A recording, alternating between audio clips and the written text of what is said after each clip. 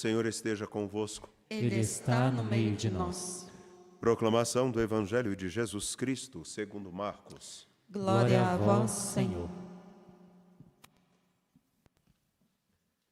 Naquele tempo, Jesus disse à multidão: quem é que traz uma lâmpada para colocá-la debaixo de um caixote ou debaixo da cama? Ao contrário, não a coloca num candeeiro? Assim, tudo que está escondido deverá tornar-se manifesto, e tudo que está em segredo deverá ser descoberto. Se alguém tem ouvidos para ouvir, ouça. Jesus dizia ainda: prestai atenção no que ouvis.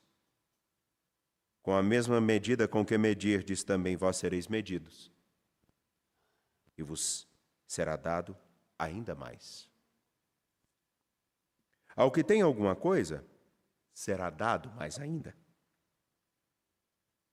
Ao que tem alguma coisa, será dado mais ainda.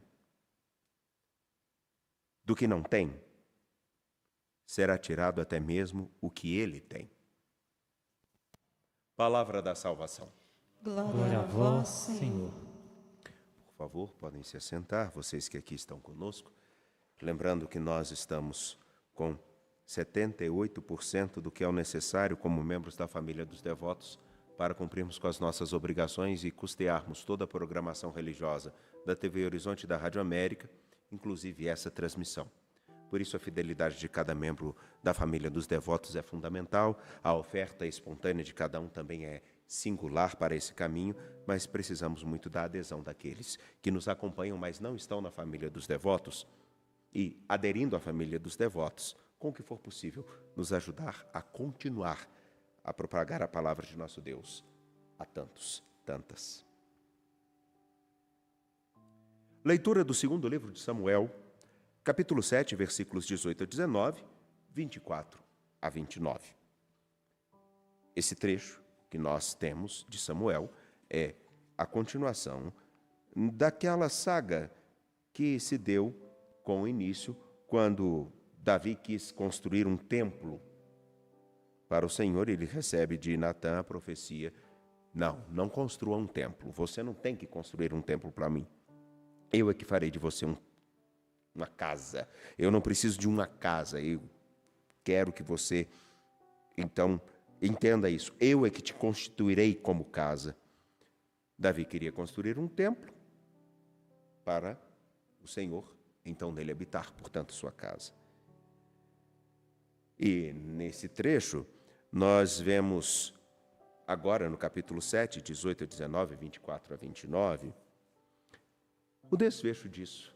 Davi não constrói o templo e os seus dizeres são singulares. Quem sou eu, Senhor Deus, e o que é minha família para que me tenhas conduzido até aqui?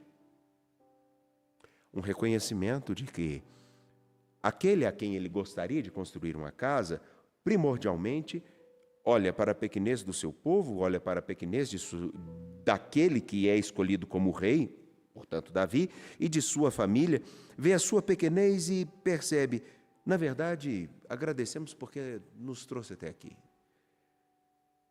Essa mescla de reconhecimento e também de consentimento.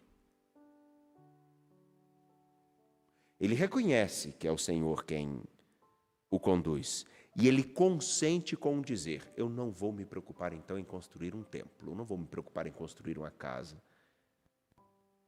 mas já que o Senhor promete que nós seremos uma casa, a minha descendência, então, por favor, continue conosco. Me lembro que no dia de ontem eu tive a oportunidade de dizer: mais do que construir a casa para o Senhor, era necessário que Davi sempre trouxesse em seu coração quem com ele habitava, que era o seu Senhor. O Senhor, Deus de nossos pais. O que o faz dele um pastor de ovelhas a um rei.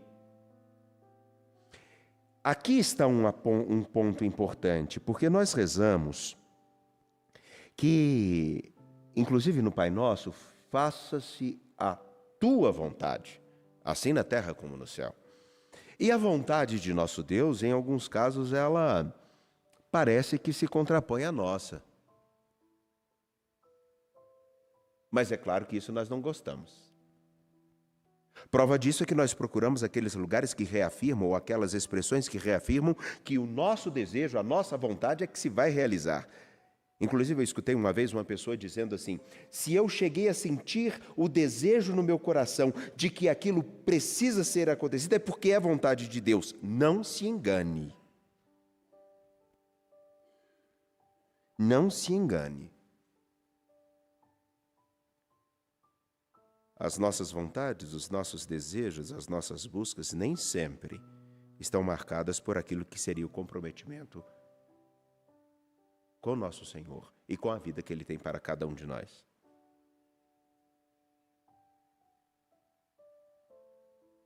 Eu posso dar um exemplo, mas eu acho que vai ser escandaloso.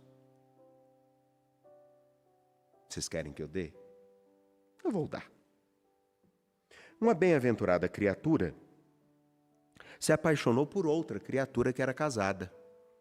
E então ela começou a rezar para que a criatura por quem ela estava apaixonada deixasse a parte com quem ela estava casada para ficar com ela. E pasmem, o casal se dava muito bem. Essa é a vontade de Deus?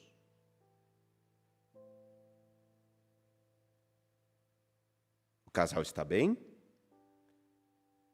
e uma outra pessoa, sem nenhum moralismo que eu estou dizendo isso. Vejam o nível do que nós podemos chegar a dizer. Se chegou a tocar o meu coração é porque é vontade de Deus, nem sempre.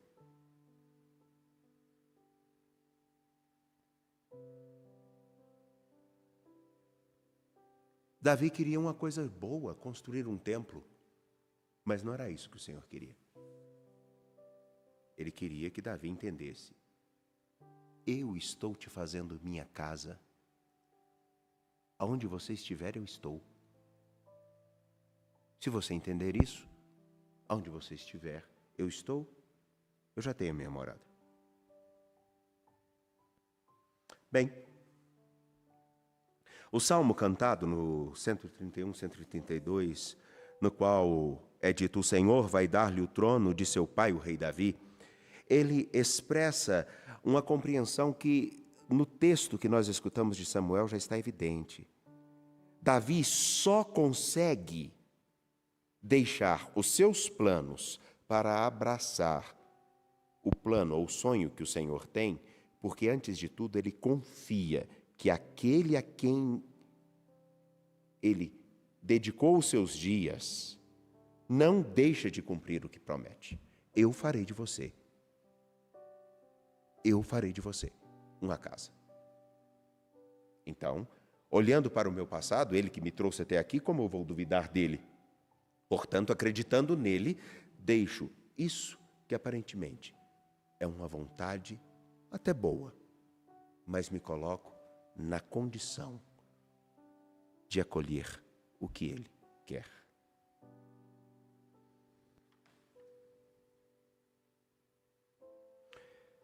Nós todos, como discípulos de Jesus, podemos aprender com Davi uma coisa fundamental. Aquilo que está: deixar com que em nós a vontade dele aconteça. Colocarmos-nos à disposição para que a vontade dele aconteça. E como eu vou saber qual é a vontade de Deus? Porque uns dizem que a vontade de Deus é que eu tenha um carro de R$1 milhão, ainda que eu ande de carroça e morra na mesma carroça. Tendo dado tudo, ele não me dá aquele carro de R$1 milhão. Ou outros vão dizer, como eu dei o exemplo agora, que é aquele amor que tenho que deve ser dado para mim. Ou então outros vão dizer que é para que eu realmente tenha uma vida longa. Qual é a vontade de Deus?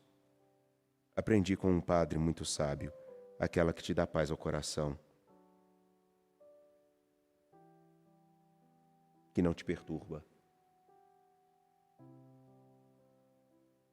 E primordialmente, sabermos qual é a vontade de nosso Deus. A primordial de todas é que a gente fique com Ele, que permaneçamos com Ele. E todos nós vamos entender exatamente isso que eu vou dizer. Ninguém pode dizer que fica em sua família se não carrega os seus valores e não lhe dá a devida honra. Ninguém fica com o seu trabalho se não se responsabiliza por aquilo a que se dedica. Ninguém fica na sua profissão se ela não for realmente enraizada no seu coração como algo que lhe dá satisfação, alegria. Até porque nós sabemos que existem pessoas que entram em determinadas carreiras para ganhar muito dinheiro e são tão infelizes nelas e tão mal sucedidos, porque não deveriam ter feito aquilo. Me lembro quando tivemos o processo de privatização das empresas de telecomunicação. Quantos engenheiros de comunicação não foram formados em 5 anos? Quantos engenheiros de comunicação? E quantos não conseguiram nem arrumar um emprego porque não era a área deles, não tinha. A pessoa gostava de filosofia, queria mexer com cabeamento e tramitação de dados em bits, mas tudo bem. Acredito que esse exemplo seja claro. Todos nós, em primeiro lugar, precisamos ficar com Cristo. Escutar sua palavra, aprender dele, na tradição da igreja, porque quem achar que pode simplesmente aprender sozinho está redondamente enganado, visto que, por exemplo, aquilo que nós vemos no Evangelho de Marcos, capítulo 21, capítulo 4, versículos 21 a 25, se alguém não ler com atenção e não tiver todo o arcabouço daquilo que vem ao longo da história, pode inclusive falar o contrário do que o texto diz. Ignora também o fato de que nós só podemos ter o texto bíblico porque pessoas cuidaram dele, para que tivesse em nossa mão. Vejamos, quem é que traz uma lâmpada para colocá-la debaixo de um caixote ou debaixo da cama? Ao contrário, não a coloca num candeeiro? Parece estranho essa frase e ela desconexa, pode exatamente dizer o contrário daquilo que ela quer dizer. Jesus olha para os seus discípulos, está falando com a multidão e ele vai dizer: vejam bem, o que eu estou apresentando a vocês é o Evangelho da vida. Eu estou apresentando a vocês um caminho singular. Há o risco de alguns acharem que isso é somente para eles, para um grupinho fechado, como acontecia no início do cristianismo. Como também os judeus começavam a pensar, só nós é que somos o povo eleito e a salvação veio para nós, mas foram os primeiros a rejeitá-la em Cristo nosso Senhor. Prova disso é que Jesus, ao longo dos evangelhos, começa a se distanciar da sinagoga, se distancia do templo e vai dizer: eu estou dando a vocês a lâmpada e a luz da vida.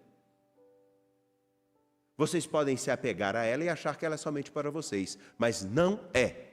Por isso, quem é que traz uma lâmpada? A lâmpada que Jesus apresenta é o seu evangelho, a sua palavra, para colocá-la debaixo de um caixote ou debaixo da cama. Ao contrário, não a coloca num candeeiro. Ou seja, ele diz à multidão: eu vim apresentar a todos e convoco a todos a fazerem com que a minha palavra chegue a todos os cantos. Através de quem?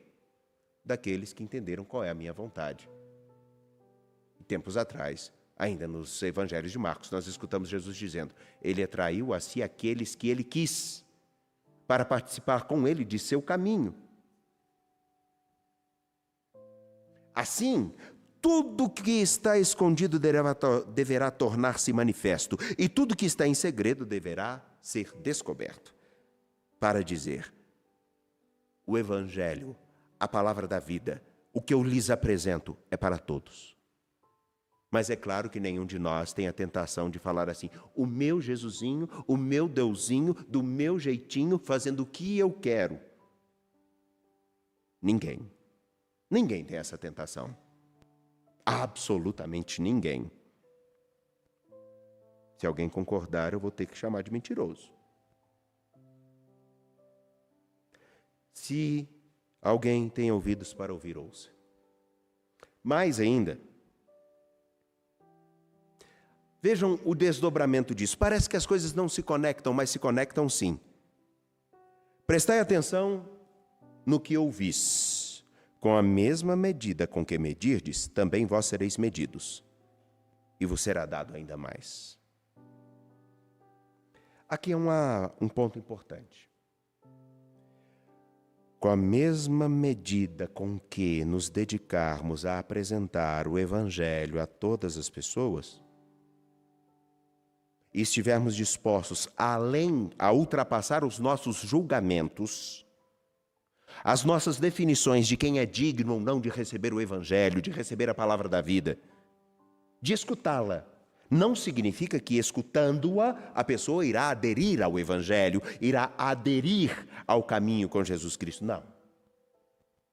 É importante que nós entendamos, a nossa missão é fazer com que o Evangelho chegue a todas as pessoas, independente de quem seja. A adesão do outro é uma responsabilidade do outro, não minha.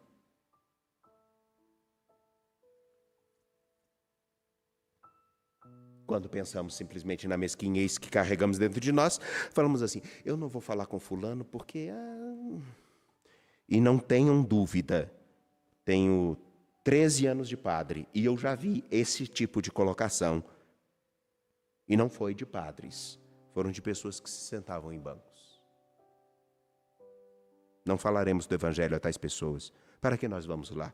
Inclusive, tive uma situação muito triste, constrangedora, na qual uma pessoa falou, nós não subimos nas favelas para fazer determinados trabalhos.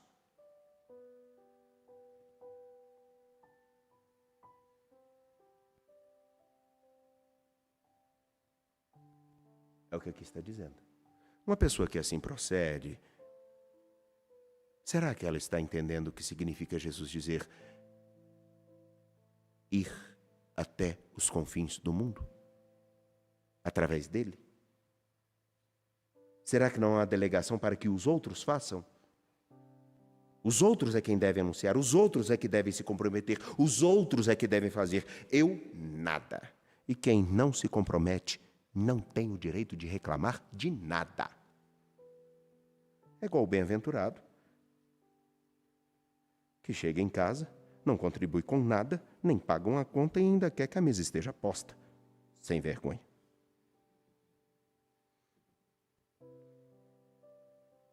Se falei mentira, as mulheres podem me dizer que eu menti.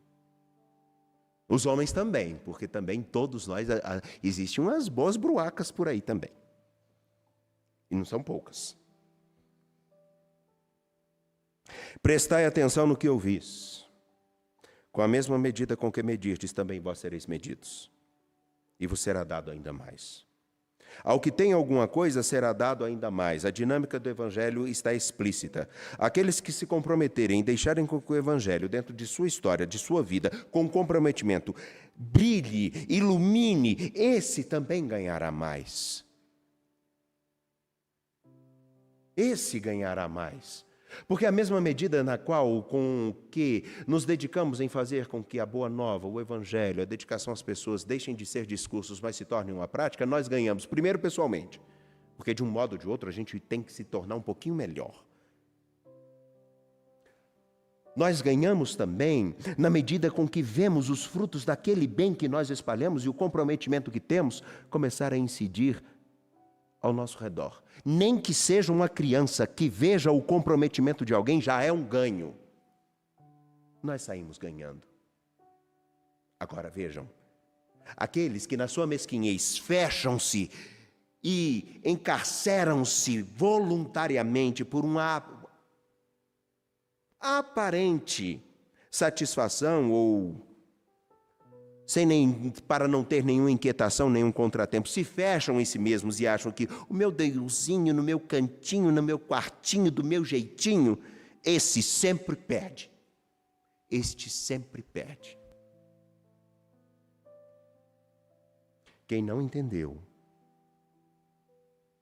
que fazer a vontade de Deus em primeiro lugar é trilhar o caminho que Ele trilha. E não nos esqueçamos, o primeiro caminho que Deus trilha é de tentar nos alcançar. Se nós não nos comprometemos com o mesmo caminho de alcançar a tantos, não estamos com Ele.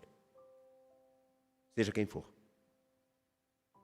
E me parece que nós temos muitas pessoas que estão sentadas em nossos bancos, ou mesmo que estão criticando os que estão sentados nos bancos, mas não fazem nada. Talvez a pergunta principal hoje é: será que acolhemos aquele que é peregrino na nossa história, caminha conosco e nos chama com ele caminhar como Davi o fez? Porque Davi deixa de construir um templo ou uma casa para se fazer casa, porque o mais importante ele sabia, estava com ele. Nós sabemos se o mais importante está conosco? Acreditamos nisso mesmo? E qual a diferença que isso faz? No dia a dia, dentro e fora da igreja, fora e dentro dela. As duas coisas conjugadas, não separadas. Dentro e fora, fora e dentro. Se não faz diferença alguma, somos iguais aos outros que são outros, e sempre serão outros, sem nome e identidade, talvez ocupando espaço na história. Eu acredito que nós não podemos simplesmente ocupar um espaço na história. Nós podemos fazer parte dela. E qual é a sua escolha?